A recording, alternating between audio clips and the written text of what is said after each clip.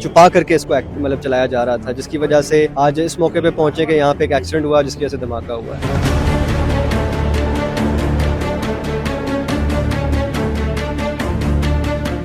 खुदा न खास्ता अल्लाह न करे कोई और भी निकल आए, तो थोड़ा हम इंतजार कर रहे हैं कि यहाँ से भेजने का सिलसिला हम बंद करेंगे।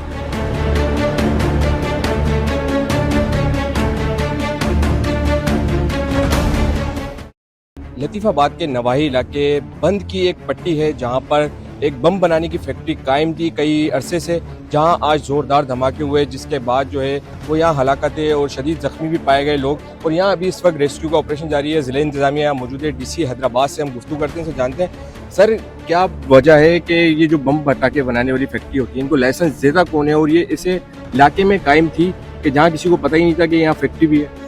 देखिए, पहले तो आपने खुद अपने सवाल का जवाब दे दिया कि ये एक सुनसान इलाके में किसी ने खोल के रखी है, कोई छोटा सा कमरा बना के वेयर हाउस बना के रखा है, तो वो गैर कानूनी है। अव्वल तो ये लाइसेंस देने की जो अथॉरिटी होती है वो एक्सप्लोसिव डिपार्टमेंट होता है जो ओकरा के अंदर होता है। नंबर 2 पे आते हैं कि शहर में जब LPG के खिलाफ क्रैकडाउन स्टार्ट हुआ, एक्शंस लिए गए, तो लोग जारी बात है कच्चों में सुनसान इलाकों में शिफ्ट हो गए, बाईपास रोड्स पे शिफ्ट हो गए, ताकि जो सख्ती चल रही है उसमें उनके ऊपर कोई FIR या इस तरह के सख्ती ना बरती जाए। अब ये भी जो हमें बताई जा रही है इस्टेब्लिशमेंट यहाँ के इलाके मकीन की जानिब से कि ये भी गैर कानूनी तौर पे ऑपरेट हो रही थी और बिल्कुल मतलब ना छुपा करके इसको मतलब चलाया जा रहा था, जिसकी वजह से आज इस मौके पे पहुंचे कि यहाँ पे एक एक्सीडेंट हुआ जिसकी वजह से धमाका हुआ है। और मालिक की जो इन्फॉर्मेशन हमसे शेयर की गई है उस पर पुलिस ने ऑलरेडी अपनी इन्वेस्टिगेशन और मतलब टीम्स रवाना कर दी हैं जो उनको अरेस्ट करेंगी। उनसे मुंसलिक जितने ऐसे लोग हैं जो बेसिकली इस तरह का कारोबार करते हैं उनके खिलाफ भी हमने एक मतलब एक्शन से स्टार्ट कर दिए हैं। आपके फोरम से भी यही रिक्वेस्ट करेंगे। देखें, कहा जाता है कि बच्चा रोएगा तो माँ दूध पिलाएगी।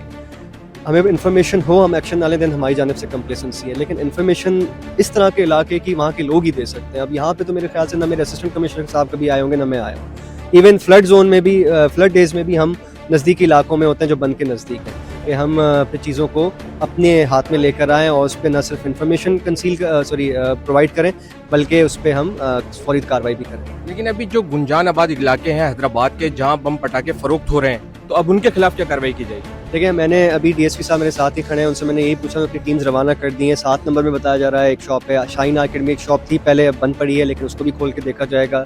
इस्लामाबाद चौक में बताया जा रहा है एक जगह ऐसी है जहाँ पे लाइसेंस होल्डर आपके जो है शॉप से वो कहाँ से ख़रीद रहे हैं, वो सारी अभी चीज़ें हम चेक करेंगे। सिविल डिफेंस की टीम भी अपनी इंक्वायरी कर रही है यहाँ पे इसके ऊपर। हमने अभी से ही एक्शन लेना स्टार्ट कर दिया और इंशाल्लाह अगर पब्लिक का भी ताउन होता है, उनकी तरफ से भी अप्रोप्रिएट इन्फॉर्मेशन मौसूल होती है, तो आपको वाज़ेह तौर पर कार्रवाइयाँ नज़र भी आएंगी एंड इंशाल्लाह मैं ऊपर उम्मीद हूँ कि इस पर कंट्रोल भी पाया जाए। रेस्क्यू का अमल चल रहा है, अंधेरा हो गया है, कब तक ये मुकम्मल कर लिया जाएगा? काफ़ी अंधेरा है यहाँ पर। प्रोरोगेटिव ये या रिस्पॉन्सिबिलिटी रेस्क्यू के अमले की है, जब वो मुनासिब समझेंगे ऑपरेशन कॉल ऑफ करने के लिए तो तभी कॉल ऑफ होगा, तो हम तब तक मौजूद हैं। इनिशियली हमने 4 सीरियसली इंजर्ड रिसीव किए थे शाह बिटाई में। मैं मौजूद था वहाँ पे, DC साहब भी थे, उनको हमने फर्स्ट एड दी। चूँकि वो 90% से ज़्यादा बर्न था तो हमने उसको बर्न वार्ड में शिफ्ट कर दिया था। अभी जो लियाकत यूनिवर्सिटी हॉस्पिटल के MS ने हमें बताया है, वो कह रहे हैं कि टोटल 9 वहाँ पे अब यानी रिसीव हुए हैं। अभी हतमी जो फिगर हम आपको बताएंगे, क्योंकि आप देखें कि पीछे रेस्क्यू की गाड़ी काम कर रही है, मलबे हटाने का काम जारी है। खुदा न खास्ता अल्लाह न करे कोई और भी निकल आए, तो थोड़ा हम इंतजार कर रहे हैं कि यहाँ से भेजने का सिलसिला हम बंद करेंगे।